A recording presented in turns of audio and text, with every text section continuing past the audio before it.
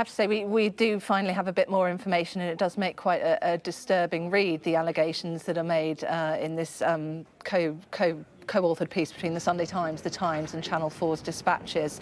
Of course, we had that video overnight with Russell Brand denying any serious criminal wrongdoing in this case. We now know, though, what the allegations are. They relate to a 7-year period that took place during the height of Russell Brand's fame, so within the period of 2006 to 2013. 4 women have alleged sexual assaults and, in one case, rape. This was a time when, at one stage, he was presenting for BBC Radio 2. Also, before that, he was presenting for Channel 4's Big Brother's Big Mouth. Now, one woman alleges that Brand raped her over in Los Angeles.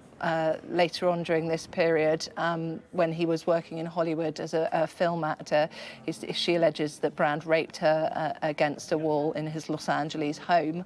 A second woman, relating to a case in the UK, alleges that Brand assaulted her when he was 31 and she was 16 and still at school. She details a couple of occasions, one of which where he sent a driver to pick her up, and she says he referred to her as the child, recommended she read the book Lolita, and she says he was emotionally abusive and controlling during the relationship that they had, which lasted for about 3 months.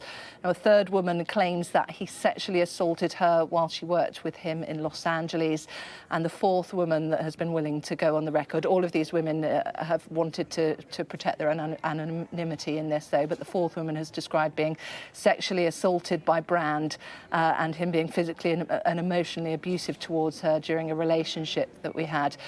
Of course, we know overnight Brand preempted this. He went on the record, putting on YouTube and his social media platforms his denial, saying he vehemently disputes and refutes all of these claims that are being made, and putting that video out on social media. Let's hear a short clip of that now.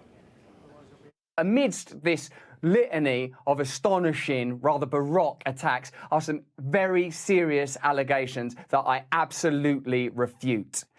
These allegations pertain to the time when I was working in the mainstream, when I was in the newspapers all the time, when I was in the movies, and as I've written about extensively in my books, I was very, very promiscuous. Now, during that time of promiscuity, the relationships I had were absolutely always consensual.